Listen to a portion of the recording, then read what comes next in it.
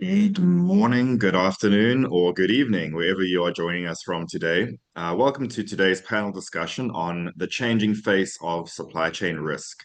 Now, it's fair to say that risk has always been part of the supply chain story. I can think back many, many years about every month us having an issue somewhere along the line. But what's changed dramatically is its intensity, its unpredictability, and also its impact on the business strategy. In just the past few months, we've seen major disruptions that have caught even the most resilient organizations off guard. Things like disruptions in the Red Sea, geopolitical tension, climate volatility, and also a growing wave of cybersecurity threats that are targeting logistics and planning systems. Add to this the global race for artificial intelligence integration, rising stakeholder pressure for ESG compliance, and persistent talent shortages. It becomes clear that risk is no longer a siloed concern for procurement and operations. It really is a boardroom priority. But the good news is that we've seen new approaches emerge. More organizations are asking these days, how do we better apply for risk, quantify risk with better data? How can we use AI and scenario modeling to improve our foresight? And how do we build supply chains that are not only faster, but smarter and stronger? And that is what today is all about. We're joined today by a phenomenal panel of leaders who bring deep experience across planning, transformation, and capability building to help us explore how supply chain risk is evolving and what we can do about it. My name is Grant Swanepoel. I work for the Association for Supply Chain Management and am the Director of Strategy and Alliances in EMEA. We're also joined today by Carlos Madruga, Global Supply Chain Capability Director at Mars Incorporated. He is part of the Global Mars Supply Chain Excellence Organization, which can be described as the COE of the COEs at Mars. He oversees capability development with emphasis on demand planning, sales and operations planning, and integrated business planning. We're also joined today by Harman Denenkamp. He is the Director of Demand Planning and Inventory at Echo Americas. I was in demand planning for many years myself, Harman, where he leads the regional demand and supply planning teams. He oversees the sales and operations planning process and designs strategies to balance supply, demand, and service across the Americas. And last but not least, we're joined by Laurent Bedu, Solutions Principal, specializing in business transformation advisory, with extensive experience over 10 years across strategy, corporate development, and supply chain optimization. Now, for today's session, we'll talk a little bit about the risk landscape, tools and capabilities such as technology, talent, and process, and then looking ahead in the future to see what we can do about it. So to jump straight in, Harman, my first question is to you. In your role at Echo, you're directly managing global demand and inventory. What are some of the top risks that keep you and many others up at night, and why are they so critical today? Thank you, Grant. So first, maybe a little bit about Echo. So Echo is a global Danish footwear brand, and we create shoes with comfort that lasts, from your dress shoes, which is probably most relevant for your audience here, but also golf and casual shoes. We are a vertically integrated footwear brand. So we own both our tanneries, our factories, all the way to our retail stores, which makes resilience and supply chain risks very important to manage. So in terms of the risks, I see three risks. So one is the geopolitical tensions we see today. The second is demand volatility, and the third one, lead time variability. So for geopolitical tension, we have tariffs that we've all been dealing with, and they impact our supply network and our margins. So being vertically integrated helps us to be more resilient. One thing we're doing is dual sourcing. So we're moving products that were developed in China to other factories. When it comes to demand volatility, so in footwear, according to the FDRA, 80% of the retailers see a decline in footwear sales. However, we also see competitors withdrawing as they're more exposed to risk from the tariffs. So that opens up space for us potentially to dive into. So that is about taking educated risks. And then finally, lead time variability. So we have the Red Sea situation. port strikes. So they really require us to build in buffer time, secure our service performance, but we have to do it in a good way so we don't unnecessarily add time in the chain. Great. Yeah, I think that will resonate with many of us here and definitely around the world. I intentionally didn't say the word tariffs right in the beginning because I knew someone would bring it up already. Thanks for that, Harman. So next question goes to you, Laurent. So from your transformation advisory experience across different industries, how have supply chain risks evolved, since COVID-19? And, what are some of the new threats that we can anticipate on the horizon? And I want to just mention quickly on COVID-19 that if we didn't learn from that, then really we're the problem, right? Because that was the biggest wake-up call that we had. But what is your take on this in terms of future risks now on the horizon? I think COVID taught us a lot and in pain. So we often say that the biggest shift happened in pain. What we saw is that what used to be pre-2020, we had a hyper optimized and cost-driven supply chains. And they were hiding some fragile points of failure. Most firms back then assumed that stable lead times, predictable global flows, that was it. However, do see a shift in the space, meaning that now resilience is more of a core KPI alongside with cost and speed. So building on what Armen said in the previous question.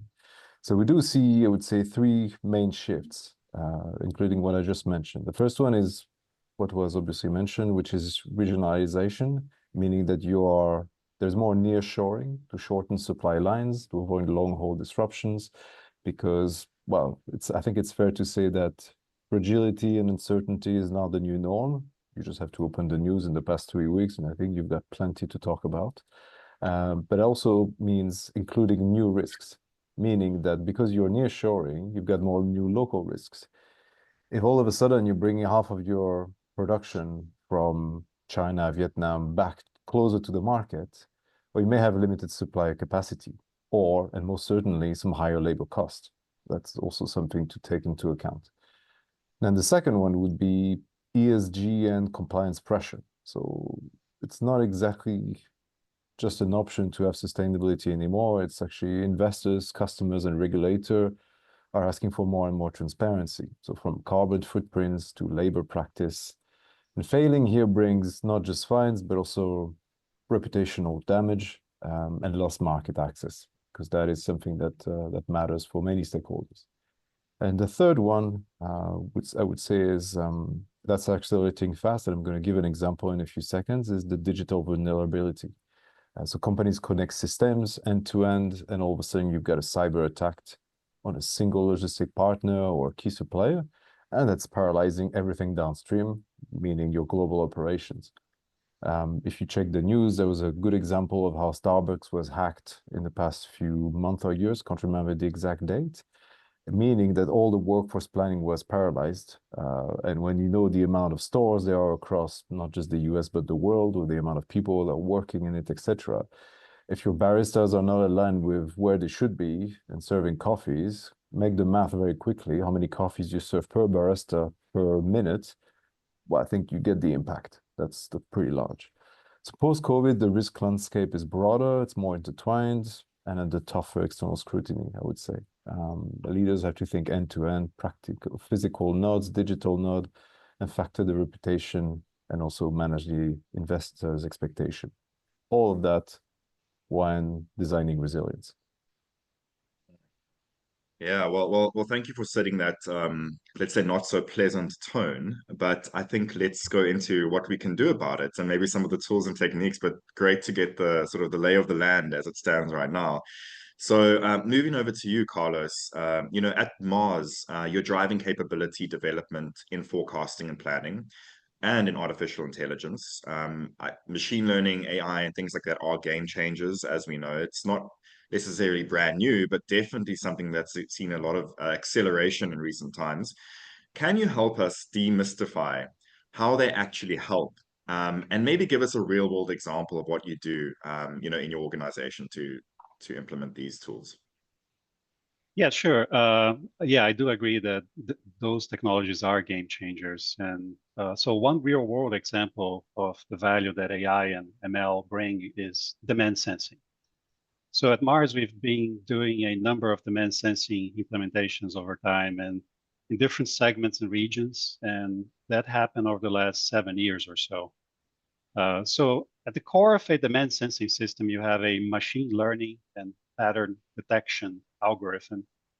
And that algorithm is taking multiple inputs and generating a higher accuracy forecast. And that's really important so you can see what's going to hit you, right? And react faster to changing conditions, which is all about, right, how do you deal with risks, especially once those materialize and all that.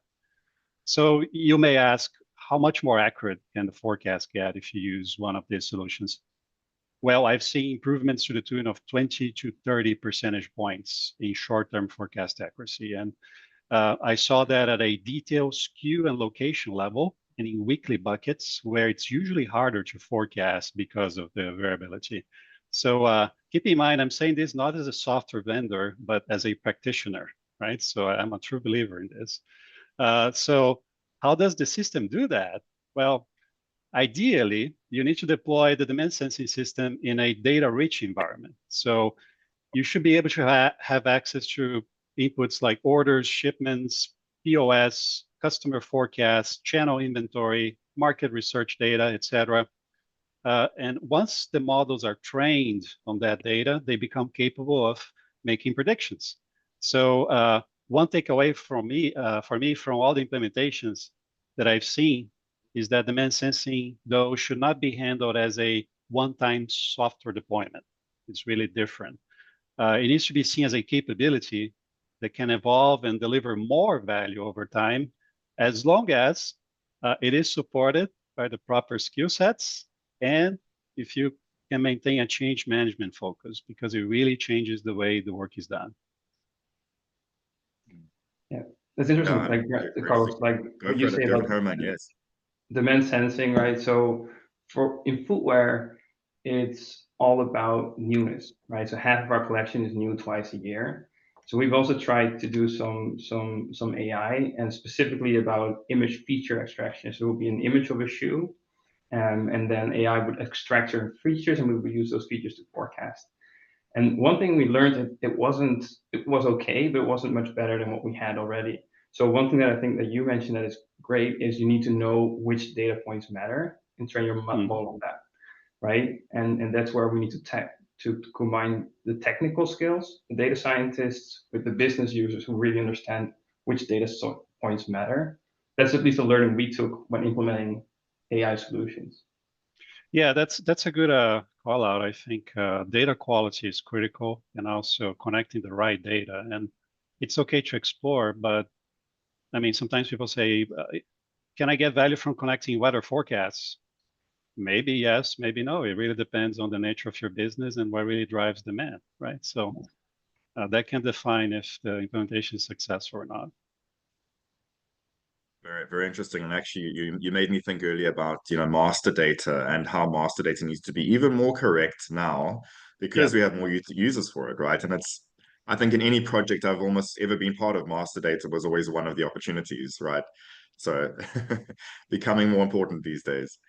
Yeah. Great. So moving just back onto you, Harman. So just thinking about inventory optimization, and this is really the bread and butter at Echo. What role does it play in making supply chains more resilient? And the reason why I think this is important is because there's been a lot of talk about, inventory, reducing inventory in the past was really the go-to, right? Let's make inventory low. Now it's like, let's put it in the right place, let's take the risk, let's have somewhere, and maybe not as concerned about the just-in-times anymore, more the just-in-case. How do you ensure that you implement these policies and strategies effectively across your business? So for me, inventory optimization all starts with demand forecasting and what Carlos just alluded to. So that is something about close collaboration with our sales reps, utilizing salad data, getting as close as possible to the demand signals. However, forecasting will never be 100% accurate. So for me, inventory optimization is all about how do you respond to being wrong. And like you said, being lean without being agile is not a good strategy in this volatile environment. So just wanted to mention two things that we've done to become more resilient with our inventory.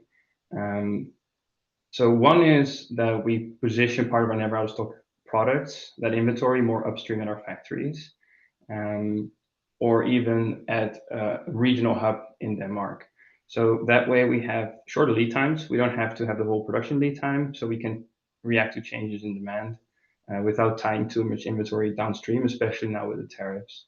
And then we have implemented AI-driven algorithms to optimize that replenishment of inventory, but also to optimize, for example, store allocation, like very operational week-to-week store SKU size level forecasting, to optimize the inventory distribution at every step of the chain. That's so interesting, because I think a lot of what we've seen at the Association for Supply Chain Management is people saying, well, gone are the days that we're doing this long-term forecasting where S&OP is 18 months to 24 months, because things just change too quickly. How can we forecast 2 years in advance when we really don't know what's going to happen in 3 weeks' time?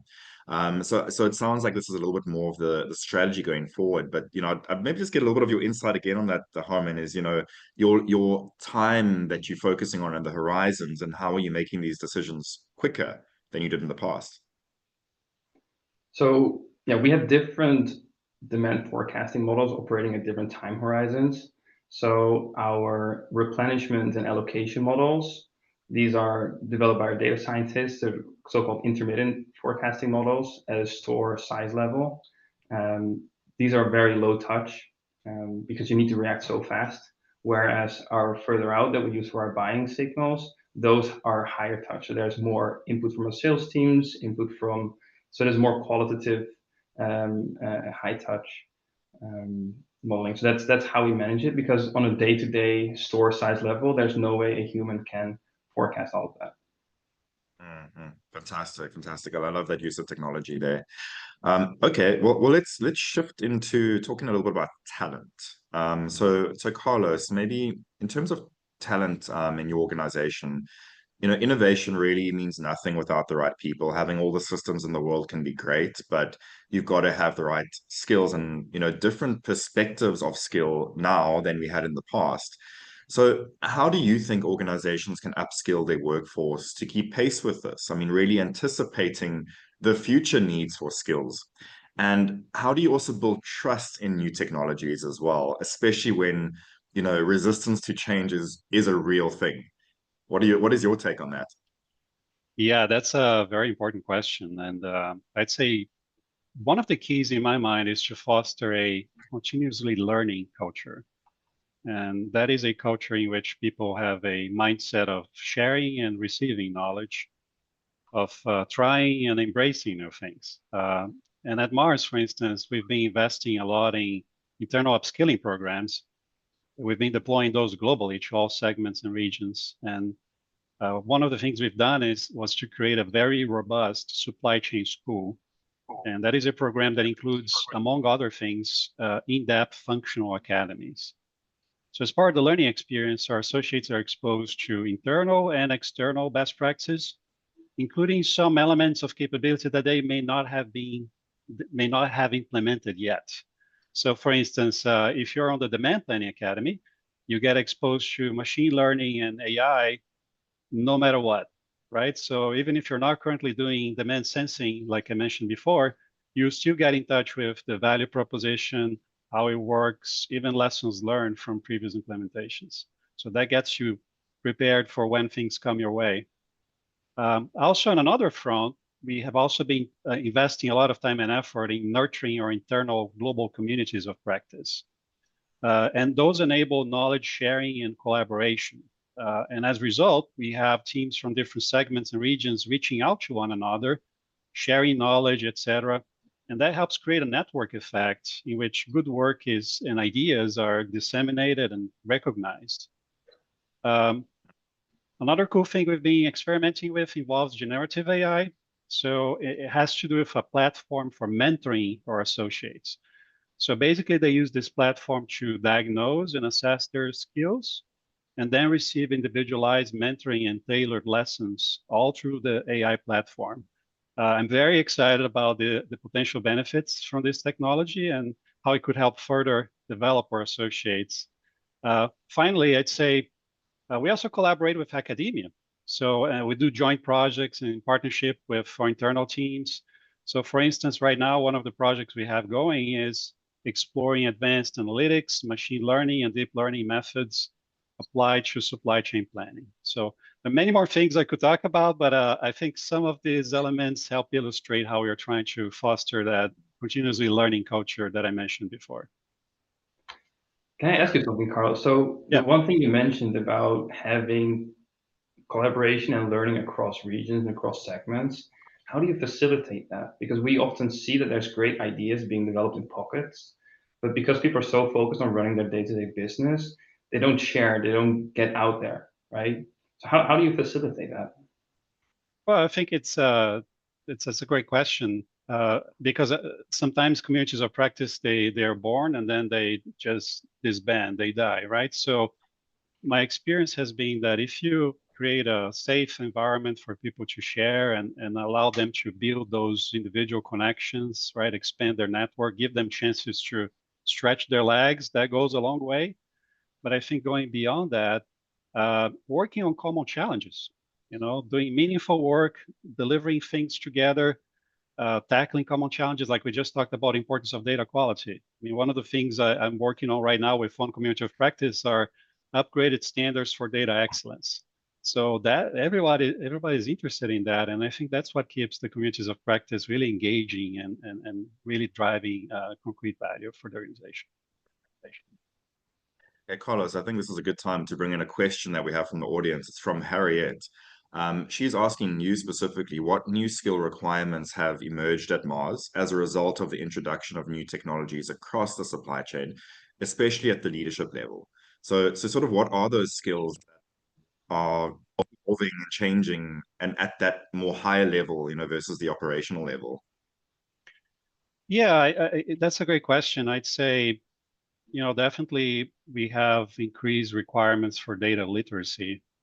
So understanding the value you can get from data, the importance of having rich data environments, and what can you do with that. Technology has been evolving pretty fast. So at the leadership level, we try to make sure that we stay up to speed on the latest innovations.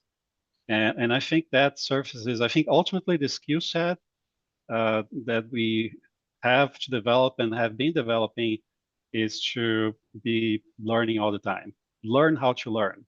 Be agile in terms of how you learn, because things are changing all the time. Now we have agentic AI and who knows what's going to come next. So you need to get used to the idea that you're always learning, right? So I think that's perhaps the most important kind of mindset and skill set that we're trying to develop. Yeah, that's great. Thanks for that great answer. And Harriet, thanks for the question as well. And by the way, to the audience, there is a Q&A section, so feel free to put in your questions, which we'll try answer throughout or at the end. All right, so moving to Laurent. Laurent, you've been quiet for a while. Let me talk a little bit about transformation, and the failure of transformation in some cases where the stakeholders are not aligned. Now, this is a little bit different to skills and more around the alignment of people in the organization around these big changes that we need to make to keep up with the times. What are the most effective ways to try and convince internal stakeholders to trust and adopt new forecasting models, new AI tools, and these kind of technologies that we're seeing come up now? It's a good question because it's actually a critical blocker in a transformation. You give a new tool to people, there will be some fear, some doubts. Obviously, there will be some adoption, some people that will reject it. And even the smartest AI model won't deliver any return on investment if there's no trust around it. So I would say there's 3 levers that you can do around it. The first one being the co-creation, definitely not imposing a new tool to people. So bringing people, let's say planners, analysts, into the model building process, and that really early, so co-creation. Let them see data inputs, let them see the assumption, the explainability, different layers, and definitely don't keep that as a black box. So it's something that all the intricacies need to be understood, need to be challenged, obviously, and at a time where you got Gen AI, machine learning, etc., those tools are not there to be followed, they are there to be challenged. Like one of the things that keeps coming back is that, well, AI is going to replace this or that. It's more like AI is going to sit next to you and AI will not take over your job. However, somebody that's using AI better than you may replace you. That's more, goes a bit more like this. Then the second one, you've got a side-by-side proof. So if you're running the AI model, let's say in shadow mode, next to the old forecast, I take an example, share some weekly dashboards showing bias reduction, service level improvement, you'll see that when the people see that the model catches some subtle shifts, they may be picking up, let's say, a promotion lift or an unplanned local event.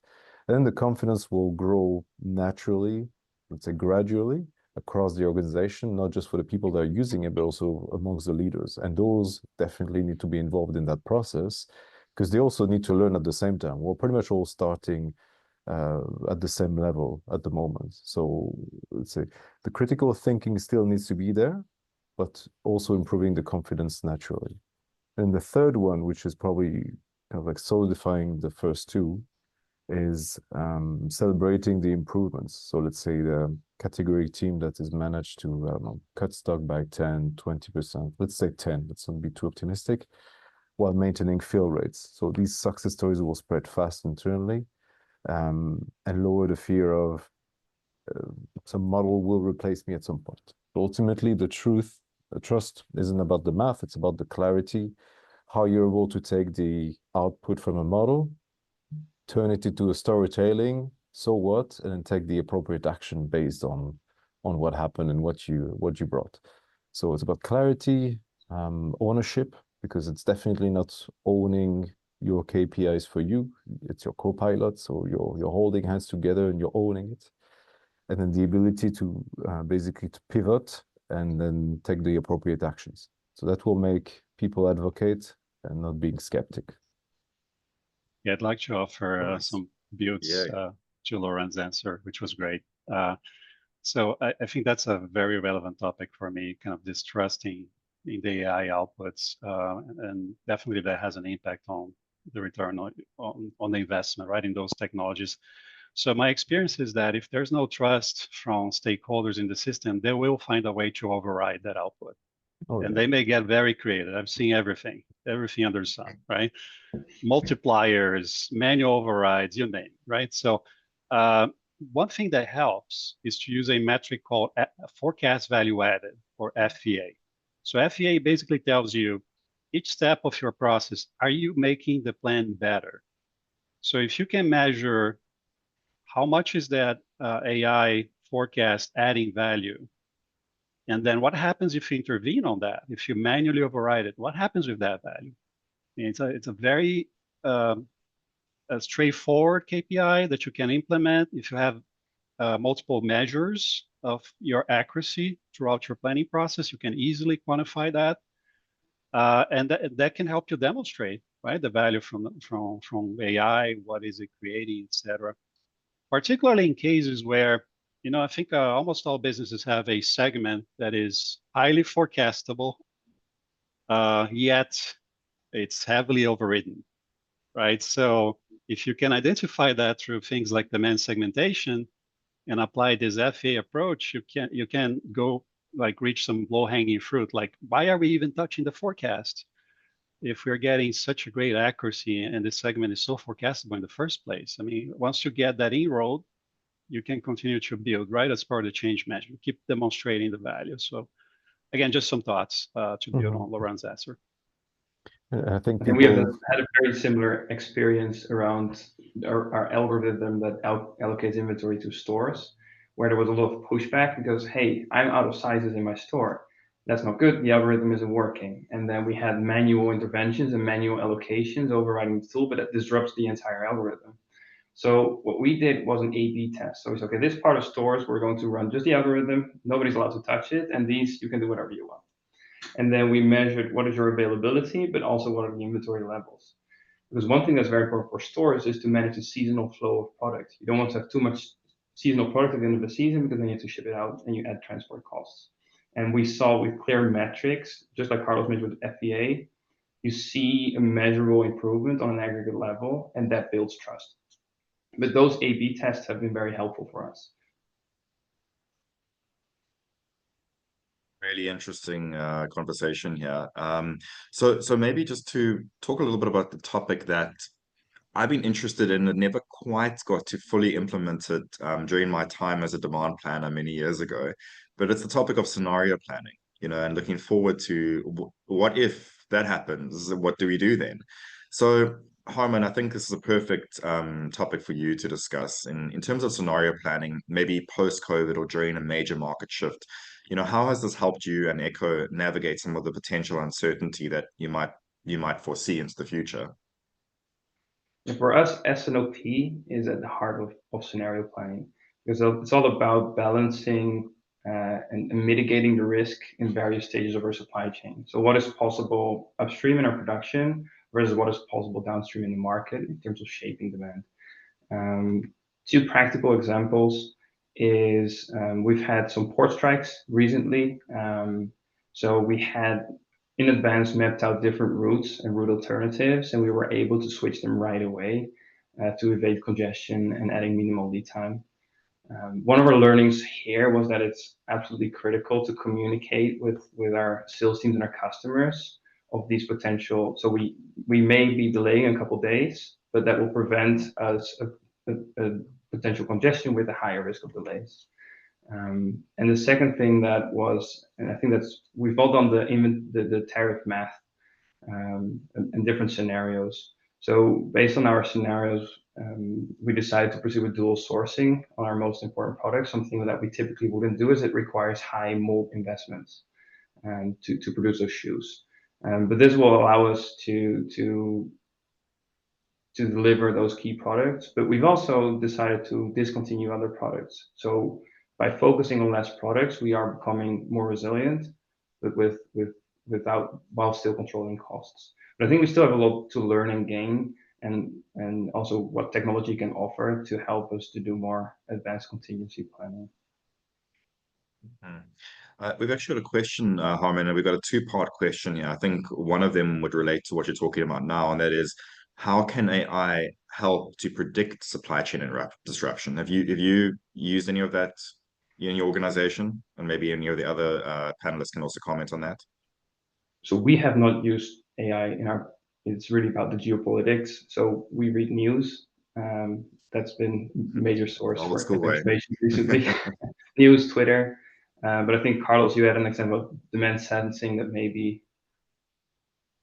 Yeah, we have been using demand sensing for short and long-term projections, and those may form the basis to new scenarios. It's also important to remember that scenarios, they are usually heavily assumption-based, right?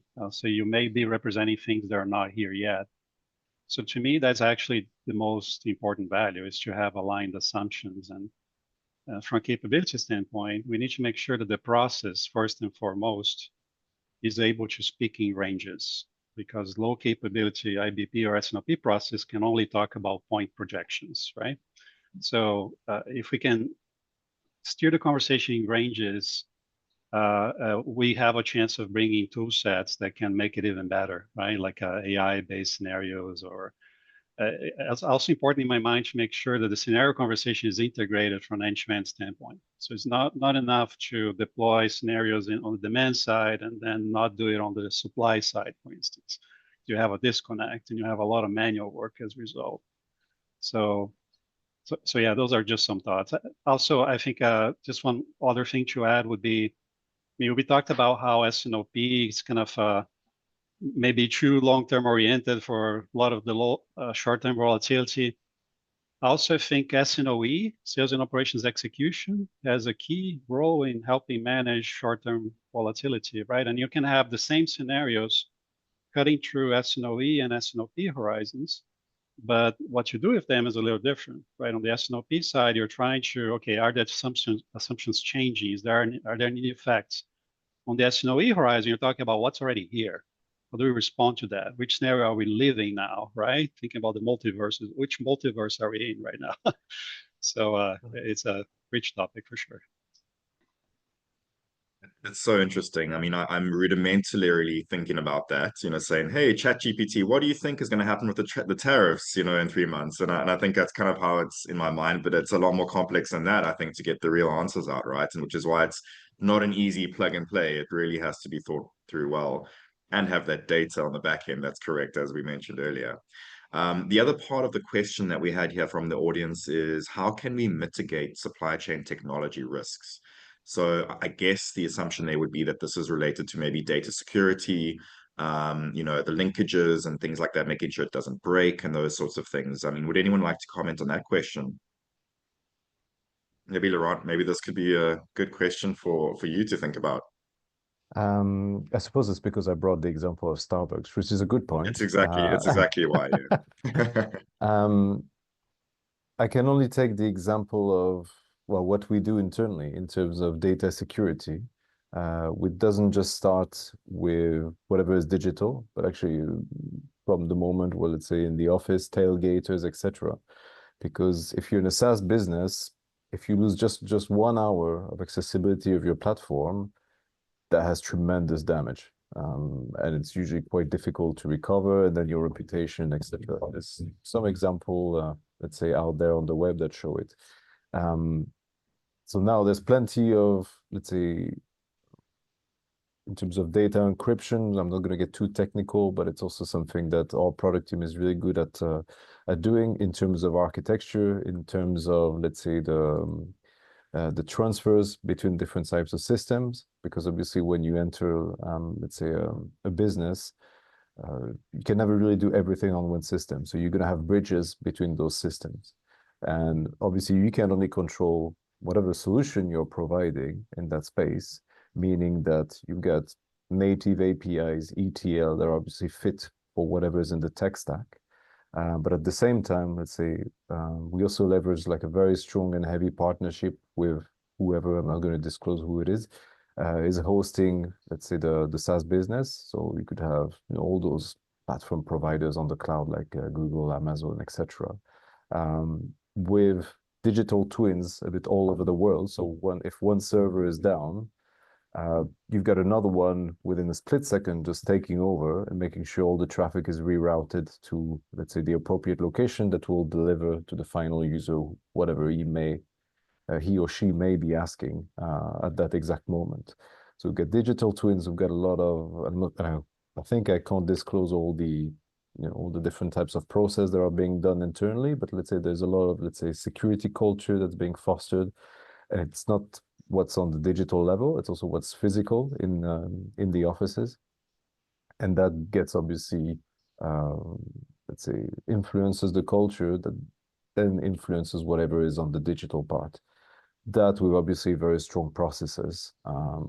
But the thing that is safe to say is that whenever you have an outage, if it's longer than a few minutes, you can already start counting, let's say, the dollars that you're losing.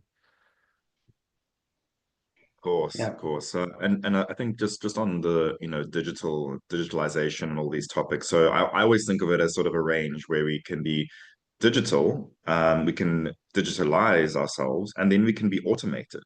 And Laurent, just thinking about automation in your transformation work, can you provide an example of a case where it significantly helped to streamline a supply chain operation or maybe cut costs? Yeah.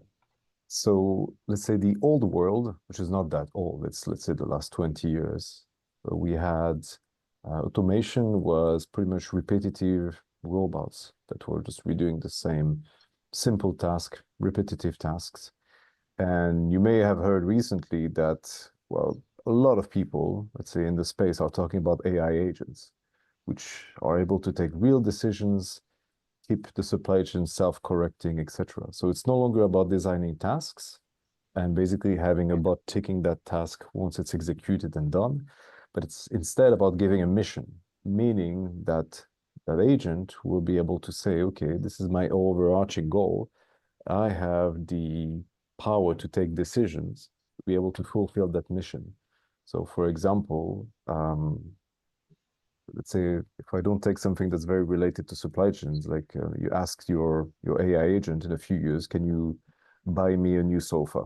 So you will know your taste and everything. You will do a market study and say, okay, what's the budget that he has allocated previously, etc. And you will be able to cut down a lot of what I would call safely the donkey work, let's say the annoying part, and then eventually bring you a proposal. So now that's a very, let's say, household type of decision, but let's say for supply chain, that would be a little bit different. So for example, keep this, let's say, stock level at a minimum of, let's say, 7 days. And anything that's going below will, let's say, trigger some sort of alerts, and then you'll be able to take decisions based on the cost to be able to replenish, to go back to, let's say, that level desired. So it's a very simple example. Now, in a recent CPG project, I'm going to increase the complexity. There was an autonomous replenishment agent for, let's say, thousands of end SKUs. And instead of having planners spending hours reviewing min max levels manually, the agent is able to reorder point daily based on real demand signal, supplier, lead time shift, and even seasonal patterns. So planners only focus on the exception of high value items. So let's say the smaller part, or let's say the most less exposed to risk, was being treated digitally by an AI agent. Obviously, there were some critical judgment intervention because, like I said previously, it's a co-pilot. So you had, whenever there would be a red flag and asking for human judgment, that would get triggered and ask for a human to intervene. Or any human would go in and be able to override something and say, well, actually, I don't agree with that, I'm going to double it. And then the agent would actually learn from it. So a few weeks down the road, it would basically take your input plus several other inputs that will have happened in the past and able to take new types of decisions, which in the past he would have needed your input on it. So here you really cut down on the tedious type of work and you can focus on the high value stuff. The impact is that, well, we saw stockouts drop from double digit, working capital was freed up, and planners reinvested their time into more strategic decisions, such as scenario planning, supplier collaboration, so where real human value is actually necessary. Whereas if you're reviewing just stock levels on your own on low value item, let's say you're not facing any other human. So you need to be able to bring the insights to an AI that the AI cannot get. Your AI doesn't know your customers, doesn't know the market, doesn't know the field. He actually needs that to be able to do the stuff that you find a bit too boring. So beyond planning, automation is not just, it's also transforming logistics. You've got dynamic routing agents can reroute deliveries in real time when, so we're talking about port strikes, when there's ports or highways that get congested or just totally blocked. So it's not about just squeezing costs, but I think it's about also embedding agility, eliminating tedious work, human bottlenecks, and also letting your chain adapt proactively rather than reactively. So we're moving from a reactive world to a more proactive way of doing business and supply chain. I love what you're saying there, Laurent, and I think for some there's a negativity around the technology, the changes and things like that. But really what it is an opportunity for people to, I mean, as you say, less donkey work, more learning opportunities. Like who wouldn't want that? I mean, what employee wouldn't really want that? That sounds great to me. And I think you also have the opportunity to, because if you follow AI as a follower, any model or anything, it will actually soften your brain, if I can use that expression, and you'll have less critical thinking. However, if you really push the effort on your critical thinking, that's something that an AI cannot do yet. I mean, I don't know about in 20 years from now, nobody can, but this is definitely what's going to complement a model. And it's definitely what's going to make you leverage it most and probably better than your neighbor, meaning that you'll be able to create more value with that co-pilot on your side. So I don't think it should be seen in a fearful way as an enemy or as a replacement. No, you are still his boss, he or she. I don't know if when we talk about an AI model. So you are the driver, you're in the driver's seat, and he's your co-pilot holding the map and giving you some inputs. Fantastic. So just to the audience, a reminder that we will have some time for questions. If you have any, put them in the box now. We'd like to just maybe wrap up with some of the key thoughts from today, and I'll start with you, Laurent, and then hand over to Carlos and Harmen for some thoughts too. But what are some of your key takeaways, and more importantly, your recommendations for other supply chain leaders to help them build resilience and to drive innovation today? Let's start with you, Laurent. I'm also wrapping up. So I think it's very fair to say that since the end of COVID, uncertainty and changes, which are extremely sudden and fast, are the new norm. And on the other hand, so some people may say that's actually a bit grim, but we've got some fantastic technological evolution that have followed and happened at the same time, meaning that we actually have way more tools than 10 or 5 years ago in order to face those new situations. There's no point talking about, let's say, the old world, because it's just a new challenge, and that's another way of humanity to rise to the level. I think if we're talking about AI in supply chain, the best moment to start is definitely now, because whether you're a leader or you're in a team or you're leading a team, we're pretty much all starting on the same line, meaning that we need to give each other some space. We definitely need to, let's say, help each other and definitely embrace not just the products, but also the evolution. If you're reading a newsletter from a month ago, you're already obsolete. Things have already moved further. And definitely testing. So I can have an example of somebody from my family who's much older than all of us, who tried ChatGPT when it came out, and after a few prompts said, well, it doesn't really work. There's a lot of aberrations. However, 6 months down the line, the model had completely changed. Today, you actually have to really push a bit further to find the aberration and challenge the model. And I imagine that 6 months from now, this is going to be even more different. So I would say embracing it, you have there's no choice. And definitely if you're working in supply chain, that's going to be part of the skill sets that will be required as of today. Just like when in the 90s, if you knew how to write macros on Excel, you were half god. Today, if you're able to use AI properly, that's going to be your new, let's say, your new macro. So I didn't know the middle of the 90s for the macros, so I can't quite, let's say, but I can imagine what it felt like. So, I dabbled in macros a little bit. so Thanks for that. yeah. Thanks for that, Laurent. So Carlos, just some final thoughts for you, and then I have a question for you from the audience as well. Yeah, sure. So I think besides what we have discussed so far, I'd say supply chain leaders should take good care of their people.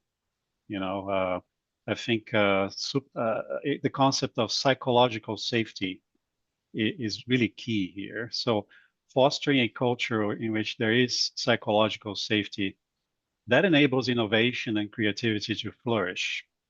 And that also creates an environment where there's no fear about taking control risks and trying new things. So that safety, it also allows for resilience and adaptability in the face of challenges. And we're all going through those, right? We talked about external conditions, geopolitical, et cetera. We talked about the rise of AI, et cetera. We're all in this together. We're all seeing the same thing. So having that environment where you feel psychologically safe is really critical in my mind. So as they say, the culture eats strategy for breakfast, right? So if you don't take good care of your culture, then strategies will not succeed. Sure. And just on that topic, Carlos, there's a question from the audience about how do you ensure that supply chain risk management is maintained at your tiered suppliers at Mars? So your supplier level, how do you ensure that even if you're doing great risk management, are they also, because that's effectively where the supply is coming from, right? Which is typically causing the problem when it comes to risk. Yeah, I think it's a little bit about how you manage the relationship, that collaboration model, and making sure that we are developing this capability in partnership, right? And so I think it's a little bit about how you manage that relationship and develop it together. Great. Harmen, some final thoughts from you, and then I have a quick question from the audience for you as well. Yeah, so the current situation, the risk is more than it's ever been. And what we've seen is the best solutions to become more resilient require something that thinks about both process, people, and technology, and we cannot approach them in an isolated manner. So like Carlos mentioned, psychological safety is critical when implementing an agentic AI solution, for example. So making sure that as we implement those more modern tools, that we think about all those three elements and engage both technical and business users, that's really a recipe for success. Going too fast with technology, and you lose your business leaders, that makes it very hard, and that also damages your reputation to build new solutions in the future. So really getting ahead of that, building trust with your leaders, building trust with your people, and creating clear wins. Yeah, that is really the recipe for success, and that's necessary, as these risks, they will not go away anytime soon. Great. And the question from the audience I have here is on demand sensing, Harman. So, they're saying it's Pedro who says, could you elaborate a bit more on the concept of demand sensing that was mentioned, differences with standard forecasting requirements needed, and technology? I think that's a question for Carlos. Yeah, I think You so. have I know a- Carlos can you- mentioned it too, but Yeah. I think Carlos is most So- experienced with demand sensing and using machine learning here.